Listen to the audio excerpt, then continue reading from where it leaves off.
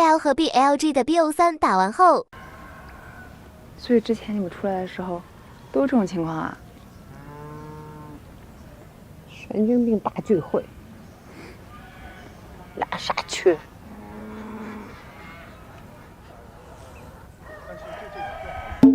大家好，这里是元宝人。本来这周嘛，因为发现自己阳了，喉咙咳得很厉害，我都想着请个假这周不更了。没想到呢 ，AL 打 BLG 的这场 BO3 能够这么变态，实在是克制不住想和大伙分享的欲望。所以今天我们就来聊一聊这次无敌神人的 BO3 AL 对阵 BLG。只能说小众比赛有，神人比赛也有，但小众的这么激烈，神人的这么异常的比赛啊，还真不多见。它不是完全的菜鸡互啄，也不能算高手比拼。有趣就有趣在两边确实是有一定实力的基础上贡献了太多低级的失误和判断，而仅仅一方贡献变态场面就算了。这个 BO3 则是属于先香后臭，两边好的发挥和逆天的发挥那是混着来，属于我们都有病，只是 BLG 并发的过于严重了，最终是症状没那么夸张的 AL 笑到了最后。实际上仅从第一、第二局的游戏内容来说，我认为 BLG 是对 AL 这个队伍做了不少战前设计的，并且呢也确实很好的压到了 AL 的死穴。我们都知道 AL 这个队伍野辅是节奏核心点，野辅不舒服，那么 AL几乎就没有额外的节奏点来给队伍发力了。所以第一把 BLG 的 BP， 如果我们只看选人，确实有点高手，在全局 BP 的第一局选出几乎没有硬控的阵容，那是比较少见的。但如果我们从针对逻辑和发挥己方优势的逻辑来说，其实选的也非常符合 BLG 的风格。EZ 卡尔玛的强对线能够很好的限制 KO 的游走，而兰博打朗姆也能有限。在这种情况下 ，BLG 设计了一个很好锁死塔尔赞的开局。那杰的打法逻辑是前期速4，然后回家补双长剑来保证前期的战力。而想让杰不舒服，那一定要逼迫他换野区，因为这样呢刷野的效率就会大大降低。所以我们看到 BLG 下路是从线上绕进了下野区，凭借一级卡尔玛加 EZ 的无敌进行辐射。这里呢 BLG 设计最好的点在于巨魔的反绕，这个位置的包夹如果想保状态就直接要给闪了。而 KO 的 Nico 被逼的要回家后，下路已经是一个直接炸线的情况，同时 Knight 的阿罗拉还去到了更深入的三狼处点眼，这就导致巨魔能完全无压力的蓝区3组开 ，AL Nico 晚上线加巨魔还在自家野区开，那下路本就难打的对局直接就变成玩不了的状态了。这里换血你就要被越，你不换血呢又要被白打，而 AL 甚至还没法去换线逃避，因为 BLG 的上路也是一直在压线的。杰啊，即便变奏抓也抓不死兰博，而刷野的节奏一乱，原本该有的双长剑作战也没有了，因为杰是3分钟就要速4的，现在到4级的时间变成了3分30秒，那就没有回城的时间了。上下两路都被推，而打野又解不了线，直接导致了 AL 失去了换线的前置条件。你总不能我上下都被推线进塔硬回吧？其实呢，游戏的前期 AL 它裂但没有崩，但边线的优势很快辐射到中路。在第二波进攻下，香克斯本来往上拉段链子呢，他也不愿意，而是选择斜过去，想继续打点伤害，那就直接被 BLG 中辅灌死了。我说实话，这完全没看懂啊！岩雀这一死 ，AL 就是变成3路裂线了。而杰又是一个吃队友环境的英雄，他没法创造环境。然后塔赞的团战也开始发温，龙团为了躲 EZ 的一个大招，直接把自己送掉。当 BLG 这个队伍拿到这样的开局 ，AL 就基本没有翻盘点。但 AL 它是一个可以接受经济适当劣势，但无法接受没有节奏的队伍，所以也是非常流程化的被 BLG 平推了第一局。当时我看到 BLG 的这个竞技状态和他们的战术设计，我感觉 AL 这个 BO3 真难了。实际上第二把 BLG 也是沿着原本设定的这个战术轨迹在走。为什么 AL 这段时间状态很差？除了选手的心态上的变化和他们一些中后期角色在下滑外，我认为也和前期设计的减少有关。第二赛段呢，他们才是那种做战术小设计的一方。我们经常可以看得到 AL 他在设计别人拿前期优势，哪像现在呢，反而开始被 BLG 做设计了。而在面对突发情况的应对上 ，AL 处理的也很犹豫，这点是和选手状态有关的。第二局 BLG 的下路入侵其实应该要吃亏的，因为扫描他们提前在下草丛用过了，而三角草并没有扫出来。而 AL 他是知道你拿布隆前期可能会入侵，防守视野也确实捕捉到了 BLG 的入侵，可选手的处理太糟糕了。我不知道是觉得人多打人少十拿节稳了，还是沟通有问题。Hope 在这种有预警的情况下往维克多方向跑和队友汇合或者进草丛，其实我都是能理解。可这贴脸 A 起来是什么意思呢？就不是布隆太变态啊，是 AL 的应对太变态。就 AL 主动给 BLG BLG 拆分枪线了，属于是。实际上 AL 的下草防守眼已经给了 AL 够多信息了，又是抓到入侵，又是抓到回城的，但最后结局是一个2换3，那真的是很不应该的。可以说 BLG 依旧完成了原本的设计，虽然 Elk 因为阵亡下路会亏点经验，但 BLG 是再一次把塔尔赞的前期节奏打崩了。赵信也是利用潘森的死亡顺势反野拉野区节奏，潘森第一轮野区资源是肯定控不到的，然后维克多2个头，洪水晶一挂也基本是无敌，后面几乎每一波香克斯来的都会比奈特晚。实际上游戏到20分钟 BLG 除了龙节奏稍微慢点外，我认为整体都没有什么问题。AL 毕竟他拿的是潘森这种 OP 英雄嘛，你要防住潘森每一波节奏是不太可能的。一切的转折还是那波厄塔汉的处理，左手一开始的身位给到潘森闪现做，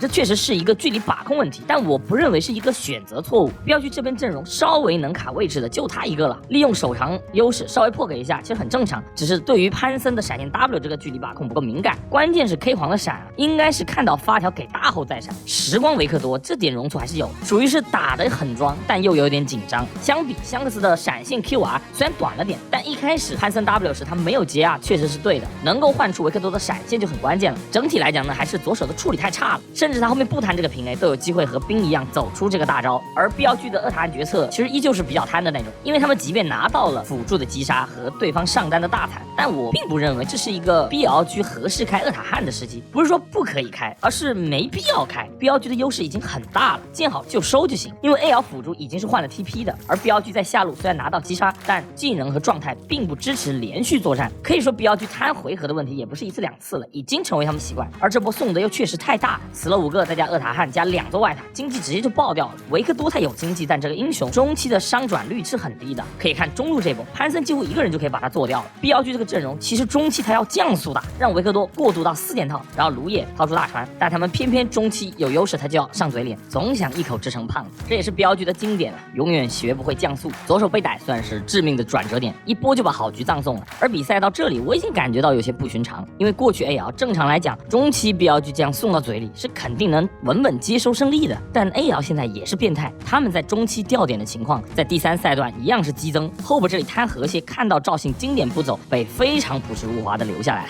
这个掉点我当时的反应就是煞，这是个煞。这波其实一点不亚于 Knight 给的机会，直接导致25分钟的男爵刷新 ，AL 必须要接一波4打5。这波对于 AL 很麻烦的点在于，塞恩的大招他是没了的，而没大的塞恩呢，很容易被白打。但 BLG 在这种运营下，总感觉不够细腻。这里冰啊，他是想推下路线给压力，所以晚到了正面战场，但实际上这样的处理完全没有必要。你要么就不来，你继续带假打骗 TP 嘛，一开始就别想靠着男爵吃成胖子，我就拿一点小优势。但 BLG 他又很少会去做这种运营，他越劣势他越会搏命。可如果要这一波就按死 AL， 你要拿男爵就应该直接来，本来5打4嘛，掘墓框一个，配合布隆是随便下血的。AL 的前排在这种情况下，他只能被白打，但偏偏 BLG 只有布隆他一个点去卡位置，这就是 BLG 这里处理的最大问题，就是给少人的 AL 太轻易的走到男爵前面了。发条这种英雄打阵地战，他就是很舒服的。此刻兵线压力的价值是真的没有提前落位钓鱼要好，也正因为 AL 非常轻松的走到了男爵坑这里，才有了 EF 拼惩戒的空间，才有了后续的这么一个结果。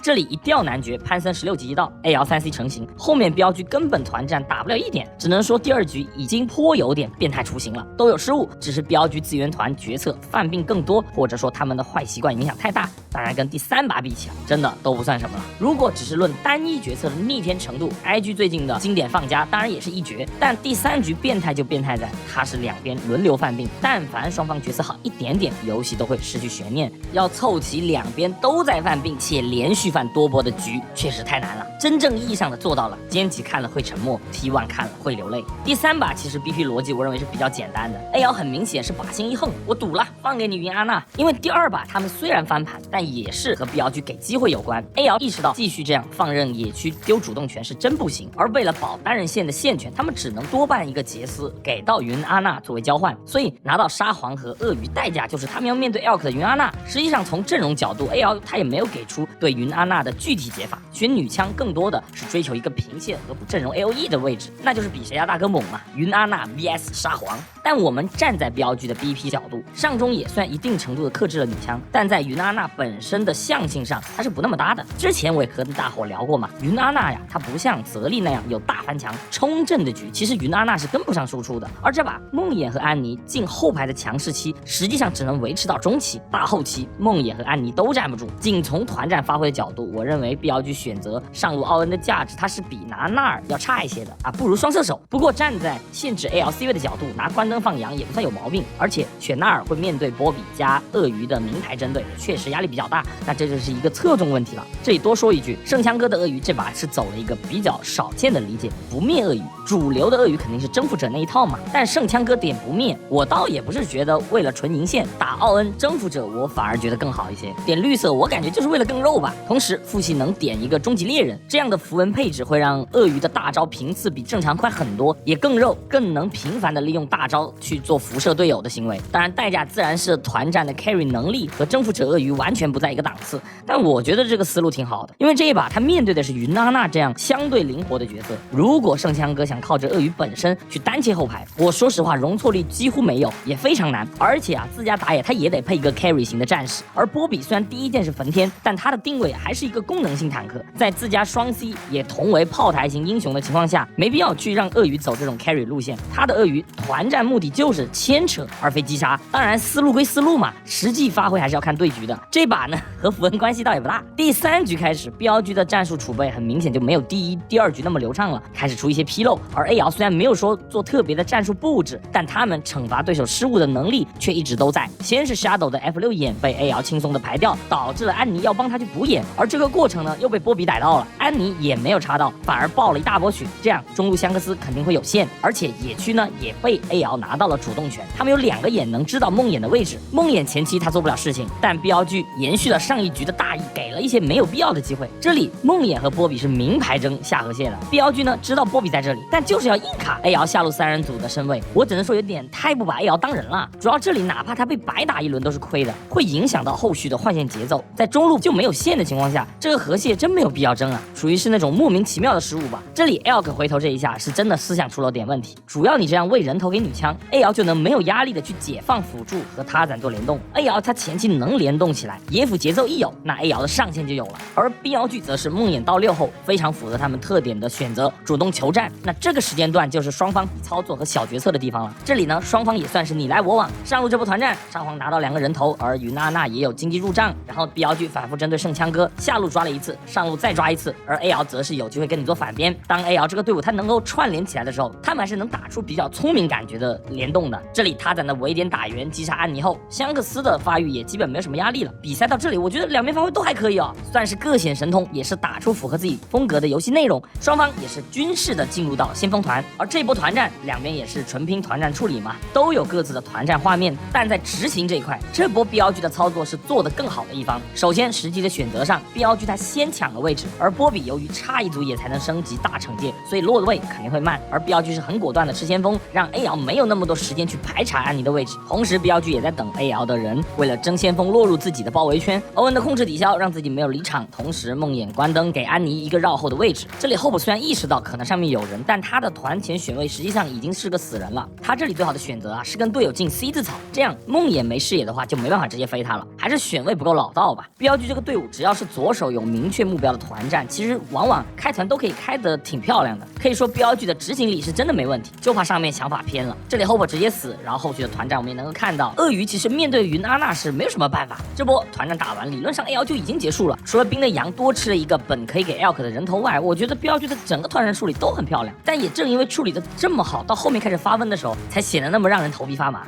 先锋标剧拿到，云阿娜3个人头落袋，虽然 A 瑶这边沙皇也置换到了人头，但局势上 A 瑶他已经是崩掉了。首先中期的支点鳄鱼他废了，上路被组合拳，再加这波零助攻的团战阵亡，终极的人到现在还是0 CD， 那发育不良到17分钟连黑切都掏不出，边线就已经是打不了3人的样子。其次就是 A 瑶虽然沙皇他有发育，但 BL 剧在破掉中塔后，整个阵容的追击距离都得到了大幅度的拉长，这极大的放大了奥恩和梦魇这类强开英雄的效果。沙皇虽然有优势，但边线能推线，但他也带不深，所以 A L 他想利用沙皇去延后镖局的攻势是很难的。这时我们也能够看到镖局经典的你敢来跟我交换，我立马还手的游戏风格。22分钟杀了一次沙皇，然后顺势吃厄塔汉，然后24分钟再利用 TP 眼又来一次。第二波虽然从结果来看镖局算是小亏，毕竟 AD 掉了双招，再加上中野人头是1:1的交换，但这种就属于队伍风格嘛。如果不是日女的虚弱让安妮误判伤害，我觉得这波镖局可能场面会好看很多。那操作的部分咱不能以结果倒推， AL 此刻经济也被拉开到了6000，说实话怎么看都是镖局随便赢的局。而第4条龙镖局选择让梦魇 solo， AL 他也只能选择放龙，然后去男爵附近碰碰运气，这种就属于被动的运营选择。而 Elk 的判断也很 OK 啊，他知道自己这段时间没有闪现，所以买了个水银，这样2个进化团战操作空间也很大，也确实靠这个水银化解了 AL 的反扑。这波团战香克斯最后用命换了 Elk， 实际上对局势已经是杯水车薪了。到这里我觉得可以啊，镖局打的确实有零有整，虽然有小失误，但确实是有水平的。可命运的齿轮在这里开始转动了，局势开始往超越我认知的方向急转直下。首先是镖局，现在他没有 AD， 吃男爵他是很吃力的，所以他们的第一反应是，我先把线处理了，推完线吃小龙呗。但不知道是谁的提觉得男爵能打，所以镖局他推完线后又转头去吃男爵，这里甚至拖住了安妮的 TP。在上一条龙的交换上，镖局他用了3个塔来换小龙，这当然是赚的，只要不丢龙魂一切都好说嘛。但镖局这里不选择吃小龙，而是想一口吃成胖子的吃男爵真的有点夸张了。吃完小龙，男爵集合钓鱼，我不知道镖局这游戏怎么输啊。他毕竟是一个强开阵容，不会缺机会的，但偏偏镖局做了最小众变态的决策。虽然男爵拿了，但也给了 AL 偷火龙魂的机会，而安妮他又没有 TP， 导致了这里只有奥恩一个人他能留。AL 他是比较光棍的，这里辅助直接卖了，拖延时间。可在后续的追击上，镖局再次追求一口吃成大胖子。其实吧，梦魇他不飞后排我就飞鳄鱼，镖局他随便能够打个0换2的。后续安妮他手里有闪现 W， 泰坦也有锁头嘛，镖局顺着兵线打第2轮推进 ，AL 也根本没有办法防。有兵线优势的情况下，打减员也够啊。他们不应该去追求团灭 AL 的。当然，即便这波镖局打得再粗糙，到这里他们也都是大优势，但给了机会就会有变量。而这里圣枪哥的一个乌龙逆转了局势。就本来吧，鳄鱼他是想 W 春哥起身的梦魇，可梦魇是瞬间闪现走脱离了这个范围，而红怒咬恰好又锁定到了闪现进来 WR 的安妮。阴差阳错的来了波控制抵消，安妮虽然打出了技能，但被反控，直接导致开不出金身。而为了跟安妮镖局也是发狂，又顶着塔，又扛着女枪大的，双方在这里打出了非常惨烈的人头交换。而 Elk 更是惊天扛塔，直接白给了一个，相当于镖局的男爵攻势就等于被抵消掉了。当然，从场面上镖局依旧是有经济领先的，但实际上呢，这个优势却因为火龙魂而被缩小了不少。火龙恰好补足了 AL 最缺的输出。实际上，镖局的阵容虽然有云娜娜，也有奥恩，后期不差，但阵容本质还是偏4保1。或许云娜娜这个1的上限要比女枪这个1要高不少，但单核打双核是非常忌讳拖到大后期的，因为即便你的输出够，你的队友也不一定能扛住，你后期都是6神，单核终究比不了双核的输出效率，这时就需要策略转变了。实际上，女枪4件套，梦魇和泰坦的坦度压力就不小了，所以此时团战镖局反而没有5分钟前那样随便打都能赢了，但又没有男爵，没有远古龙，不知道能干嘛的双方不约而同的选择了中路大乱斗，这就是镖局问题所在。其实这个时间点 AL 抱团是被迫的，因为梦魇奥恩的强开，谁去挂边正面都可能会被开，但镖局不是，他们抱团反而是很错误的运营。我们可以注意到，此时 AL 发育最差的就是鳄鱼，33分钟才2件半，谁都可以欺负他呀。所以这个时候镖局他应该派人去分推，从 AL 薄弱的单人线发育入手。当然，镖局的单人线没有人去带，他是可以理解的，因为本身奥恩和安妮他都偏开团，他很笨重，带线他们也带不深，但不用那么死板，镖局是可以让梦魇去带一下的，起码把边线给推过去。AL 这边2件半15级的鳄鱼，他不可能拦住3件半的梦魇啊，只能是香克斯去守，而有人去守边线，镖局正面他就能打。大家要明白 ，AL 这边阵容的开团手段虽然有，但是没有镖局那么丰富的。你不可能说我日女走上去裸大开一个有 W 的梦魇，这也是为什么大伙都觉得镖局优势很大，但反而此时他们的团战部分开始咪咪摸摸，因为你真要让镖局现在无脑往 C 位脸上冲已经不可能了。女女枪的大招伤害，你哪怕说有杨泰坦的能断，它都需要时间。所以这个时候 BLG 需要的是打脱节团。你如果中路大乱斗，云娜娜你是不可能跟着梦魇冲进去打女枪的，所以团战画面就很怪。可这时呢，攻不进去的 BLG 就开始犯病了。从欧恩中路突然的白给到后面的双龙刷新前的掉点，与其说是谁的操作问题，不如说突如其来的2波节奏已经让他们不知道怎么发挥了。你没资源要干嘛呢？本质还是团战画面已经从无脑冲后排变成了保后排，但 BLG 他没有理性和转变，你知道这样不对，又不知道怎么样才对，那操作就一定会形变，判断力就会下降。可如果只是 BLG 单方面犯病就算了，AL 它其实也是惊弓之鸟，在反扑中他们非常漂亮的转激火的解决掉安妮后，拿到2个人头领先，且对方打野阵亡的情况下，明明远古龙刷新只有5秒啊，但 AL 居然选择先吃男爵再去看远古龙，这绝对是昏头判断。这段时间 AL 发挥那么差，除了战术变少外，也跟他们中期决策判断大幅度下滑有关。个人的纪律性问题我倒觉得属于其次了，因为 AL 毕竟是一个偏运营的队伍，你运营的基础就是判断和理解，而这样的运营内容说实话啊，真的不像 AL， 错误的判断代价是严重的。远古龙一丢，你拿男爵没用啊。红 buff 这里 BLG 他知道你中路有人，知道你辅助没复活，这个时候只要打起来就是随便赢，所以 BLG 他赢的就非常流畅。这种团战才是 BLG 希望的团战画面，包括后面这波埋伏也是趁着远古龙消失前开一波。这时 BLG 拿到2个人头后，其实 Elk 他不翻上去，我感觉推下破3路也是随便打了的，毕竟领先春哥嘛。等欧恩的泰坦到位都是随便推的，但 BLG 确实急性子，而相思也很可惜，他这里推回 Elk 很漂亮，如果后续能够闪现躲奥恩的击飞，我感觉就是完美操作了。而远古龙 buff 在最关键的时间点消失了，AL 逃过压力最大的一劫，就 BLG 他在正常的逻辑下玩，那就是会赚的。而哪怕后面操作的部分有瑕疵，但局势也不会因为这些有影响。破了2路还掉了基地塔，说实话优势已经够大了。哪怕 AL 他组织了后续的一些反扑，但最多也就是挽回点经济，对局势啊是没有影响。当然真正的决胜还是在第2轮远古资源的刷新。当时我认为 BLG 已经是天时地利人和都齐了，在有兵线压力的情况下 ，AL 这个阵容啊要挤过来压力真的很大。实际上 AL 的问题也是一样，虽然现在双 C 输出也够，但前排真说肉也没多肉。鳄鱼到现在才3件套嘛，而且他也没护甲，这种情况下要挤视野团战压力真的很大很大。团战在开启2秒后，我就觉得 BLG 他怎么都输不了了。安妮大招压鳄鱼的血线，然后后续泰坦的钩子虽然没有跟上，但鳄鱼也是被迫交易了，此刻已经是被迫离场的靶子状态。这种前排和后排脱节的团战 ，BLG 是最乐于看到的。KO 没闪的日女，这里大招已经是高压之下乱甩了，可以说云娜娜就是此刻最无敌的存在啊。BLG 其实不要带着团灭对手，而是说我先减员再去拿资源的逻辑来玩，这团战真的随便打。尤其是当波比的大招被泰坦的大招击飞打断的时候，沙皇他连金身都被迫交了出来。我更是觉得我操 AL 这团战画面烂完了呀！沙皇没闪，而梦魇的大招又快转好，我都不知道 BLG 要怎么输啊！去年 Faker 告诉我，神就是不好赢的局，我来教大伙怎么赢。而 BLG 说，哎，我学到了呀，这次我展示一下啊，不好输的局我教大伙怎么输。BLG 真的是所有队伍里墨菲定律体现的最明显的啊！一旦 BLG 给我那种不好的预感，那他真的就会给你来波大的。这波团战 Elk 作为完全不应该有压力输出的一个点位，先是着急 A 沙皇，交了一个完全没有必要的闪现，随后更是走 A 走进了女枪大招里洗澡啊！怎么的？把云安娜的珠子当厄斐琉斯的飞轮了吗？白珠贴脸越 A 越快是怎么的？就云安娜真的不是什么很吃熟练度的英雄啊，这里就是纯逆天失误，往后拉打这个鳄鱼我都不知道要怎么办。圣枪哥这把的鳄鱼，与其说是他发挥的很好，不如说是他知道自己的职责在哪，他知道自己要干嘛，但他绝对也想不到啊，先有安妮闪现到脸上吃红怒咬，后有云娜娜走到脸上吃红怒咬，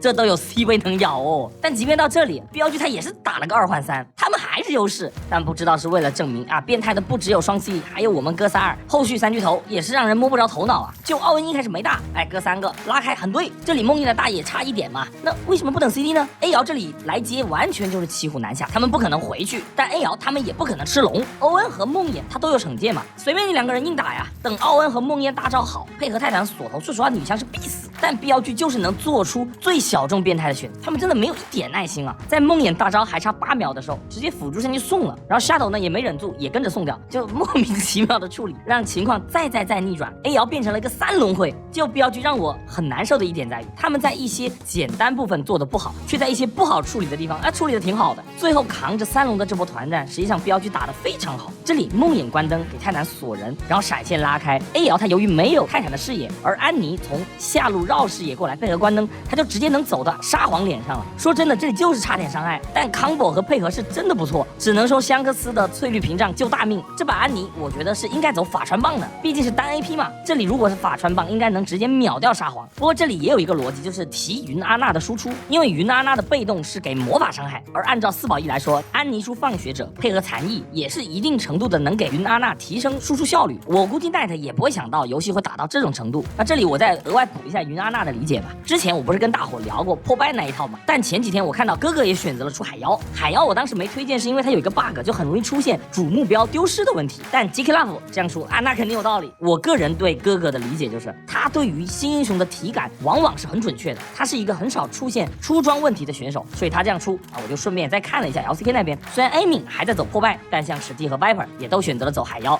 所以我分享一下海妖这块的看法。我感觉现在是大伙发现云阿娜呀，这个英雄的对线强度比原本预想的还高，你就没有必要浪费前期的战力去走破败这种偏运营的路线，我直接走海妖开始提速。海妖在收割和打脆皮上肯定比破败强，价格呢也便宜100，能够更快的出到核心装飓风，而且过渡键也很舒服嘛，包括还有移速这种。海妖还是破败，我觉得还是得看阵容这块的理解，我觉得也可以等等更多的 rank 和比赛数据再看。目前我觉得都不错，看阵容和选手的选择。当然说回这局，海妖后期其实价值就不大了，但 Elk 这把一直没有换破败，我觉得稍微可惜了一点，不然 BLG 最后打远古龙的速度应该会快很多。当然 BLG 最后一波输也跟出装关系不大，这波 BLG 我依旧认为是大决策有问题，他们这个阵容其实不应该放弃前面2个草，转而先落位龙坑的。上一波团战 BLG 是很清楚 AL 的双 C 都没闪现嘛，如果 AL 开远古龙 BLG 他去强开，团战画面是完全不一样的。梦魇有 W 有 R， 他没有那么怕波比的大招，你选梦魇不就是为了这个吗？而一旦落位龙坑，有先吃龙的机会，但你是4保1啊，对方只用盯1个 C 位，团战压力是更小的。而如果要打包围歼灭战 ，BLG 他也没有做相应的站位决策，他们很明显就是要速吃远古龙啊。但我理解这种紧张吧，到最后 BLG 确实已经抛弃脑子，我专注在 rush 龙上面，结果就是他们投入了太多大招在阻止抢龙，相比 A 瑶他更沉得住气啊，这也是 A 瑶这个队伍该有的底色。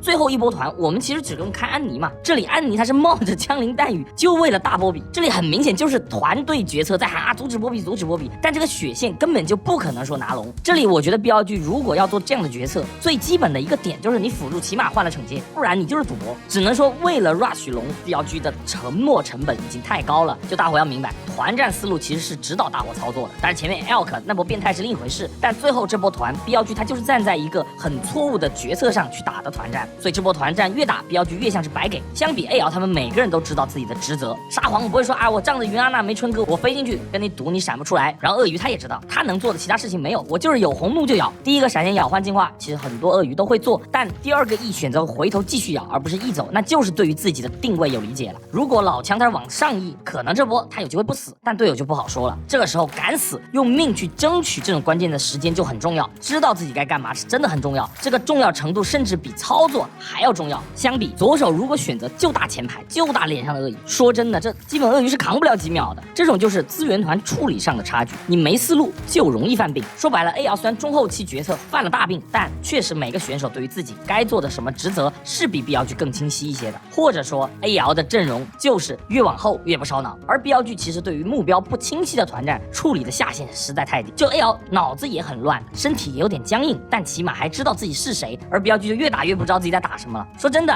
两边第3局能打得这么变态，我真的始料未及。主要是 BLG 从整个 BO3 的角度啊，他们确实有做一些战术设计，确实也在一些肌肉部分发挥的不错，他们不是弱队，但说强嘛，你总感觉插口气，他们没法从头到尾的保持这样的状态。主要是第3局中期开始的那种决策真的有点变态过头了，而且最骚的是 AL 他也是晕的，也贡献了变态决策。但凡两边决策带脑一点都打不了那么久啊！我算是看明白，贪和急躁就是 BLG 的心魔，目前只能靠新打野带来的新氛围短暂压制，要克服他们也不知道怎么克服，只能说这把输了能让他们冷静冷静吧，应该同样的问题短期不会再犯了。其实我也很怕 BLG 太冷静又开始自我怀疑，又变成拖泥带水的样子。而 AL 说真的，他们属于在回暖，但还不够，只能说场外事情的影响肯定还是有的，不过赢的难看也是赢。我觉得对于 AL 来说，现在真的非常希望能够获得这么一场胜利，去让选手们重获信心。这段时间啊，不只是说打 BLG 这场，而是之前很多场 AL 都是自己在失误，这对于 AL 这种队伍的风格来说是不能接受的。它不是说属于技战术的调整，所以这场比赛确确实实是一场及时雨。如果借这个机会能够把队伍的状态找回来，第2轮 AL 还是可以期待一下的。总结，镖局虽然输了，但他们肯定能意识到自己输得多变态，所以应该能够回归一阵闲者时间，不会再那么浪打得那么变态了。如果能够让镖局戒骄戒躁，从长远来看也算是好事儿。希望他们能够重新回忆起去年输给 T1 的教训。而 AL 赢了，拿下关键1分的同时，还能收获信心，队伍氛围得到改善。哎，这把变一冲，后面可能要起势了呀，这是好事。而 LCK 那边看完，他们会觉得我靠 LPL 现在就这水平啊，今年 S 赛稳了，此乃骄兵之术，更是好事。而我们观众看完这个 BO3啊，不管你支持哪队，起码比赛过程看爽了呀，菜归菜，变态归变态。我就问直播看的时候刺激不刺激吧？所以我们也收获了快乐，哎，更是天大的好事儿。总之就是好，太好了，多来爱看。那我是袁某人啊，上周感冒发烧，还跑了一趟广州做商务，回来才发现自己是阳了，喉咙这段时间咳得不行，所以这周就先做一期复盘，周报停一下，我缓一点。其实如果不是 BLG 和 AL 这场那么变态，我这周应该会想鸽子吧。只能说啊，BLG 和 AL 真有你们的。那我们下周再见吧，拜拜。